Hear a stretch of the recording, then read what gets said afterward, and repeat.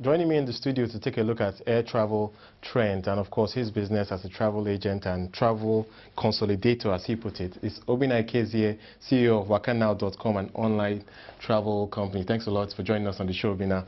Right, first of all, let's talk about the trends we're seeing in terms of growth. Just, enlighten our viewers in terms of growth in airline travel in Nigeria. Well, there's about a 15% growth in airline travel in Nigeria between 2008 and 2009. That was spurred on more by domestic travel. International travel, I think, saw a slight decline, and that is expected due to the recession we had a few years back. But what kind of numbers are we talking about? I heard we have, what, 12 million Yeah, about 12.5 million passengers in Nigeria that flew through Nigerian airports in 2009, compared to about 10.8 million in 2008. And then what does this mean in terms of revenues?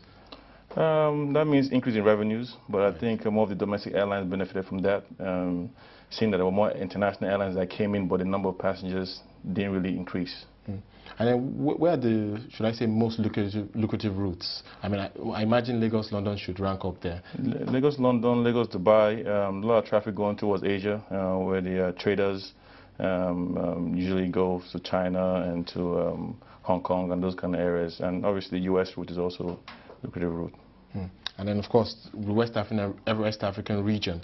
Many expect that a country like Nigeria should serve as a regional hub. What type of trends are we seeing there? Definitely Nigeria is a regional hub, because if you look at international travel, a lot of the West African countries come through Nigeria to connect to other to the Western countries. There's also, I think, a growth in regional travel in West Africa for the Nigerian airlines. You see a lot of airlines now going towards Gambia, Cote d'Ivoire, expand the regional routes, Virgin Air Nigeria, Arik Air, Aero Contractors, I think focusing more on that market. And that's mostly for leisure, I imagine, or is it more business?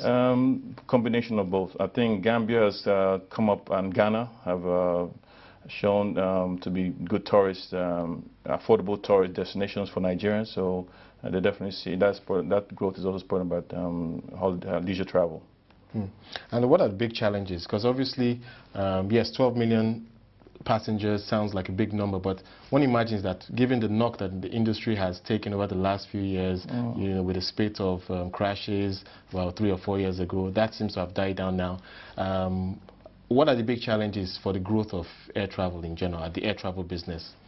Well, like with any industry, I think if you look at the way Nigerians purchase travel, and you look at Nigerians mostly spend cash. They pay full price for whatever travel arrangements they make. And I think if you want to see a growth in this industry, a form of credit has to be involved. And I think the introduction of credit cards and those kind of things will really help. And we're doing our part in trying to make that happen over the next few months. Tell us more about that. What kind of things are you doing? Well, we have Wakanow.com, which is an online travel platform, the first of its kind in Nigeria, where we consolidate flights, all the airlines, over 45,000 hotels around the world, and airport transfers, so people can actually log on and book flights. Obviously, also focusing on very good customer service to be able to offer the level of service that customers require. But additional values we're trying to introduce will be credit, and we're working with some banks to be able to introduce a credit card that qualified people could be able to use, and instead of paying full price, they will pay over a period of time. And if you look at, and I think, being that I lived in the US for many years, most people use credit cards to plan their travel. So I think that will really help in this scenario, in this market. And then talk more about the tourism sector, because obviously if that is booming, that will have a direct impact on air travel. Is that also an issue that you think needs to be addressed? They mean domestic travel and domestic tourism in Nigeria? Right, domestic and regional, particularly West Africa. Starting with Nigeria, of course. Yeah, but Nigeria, we still have a long way to go, because we still need to make the right investments in the tourism sector to be able to have the right infrastructure in place for people to actually, for tourism to increase both domestically and inbound tourism for Nigeria. Regionally, there's some countries that are focused on this, like Gambia, Ghana, seeing huge traffic from Nigeria. Then you go to the Middle East, like Dubai, which has really transformed its own economy from pretty much an oil-based economy, oil revenue-based economy, to now a tourism revenue-based economy, and seeing huge traffic not only from Nigeria but all over the world. A lot of people are going to Dubai for leisure travel, for shopping, even for business. So I think they've really done a good job of transitioning from oil economy to more a tourism destination. And so, all that said, what do you expect for the industry, particularly airline travel? What kind of growth trends do you anticipate going forward? Well, and IATA, I believe the statistics show that air travel is on the rise again globally. So I don't expect any changes for Nigeria. I think we're going to always see a rise. I think more distribution channels like online. There's more of a trend now for online bookings. The airlines are focusing on that. We are focusing on that. It's the future of the industry in terms of distribution. As long as you adding more technology to make it easier for people to travel and adding more credit, I think you'll see the growth in the industry. What about the Lagos to America route, so to speak? That has opened up over the last few years. Tell us about how that has changed things, the dynamics. Definitely. I mean, you look at airlines like Delta Airlines that are flying directly, and then United Airlines just came into Nigeria in December last year. Hearing reports that Continental is going to also come in sometime this year. And then obviously to give competition to British Airways and Virgin Atlantic and the other airlines that connect through Europe, Emirates that connect through to Middle East. So that route is also always very lucrative, because if you look at the number of Nigerians that live in the U.S., it's quite a huge number.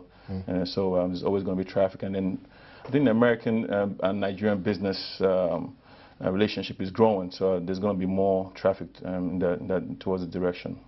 And then lastly, let's talk about infrastructure in Nigeria. Obviously, like I mentioned, we did have a spate of crashes over the last 5 years. Obviously, things have improved significantly, clearly by the authorities in the U.S. allowing Nigerian flights to terminate in the U.S. That obviously is a very positive move, showing that things are changing.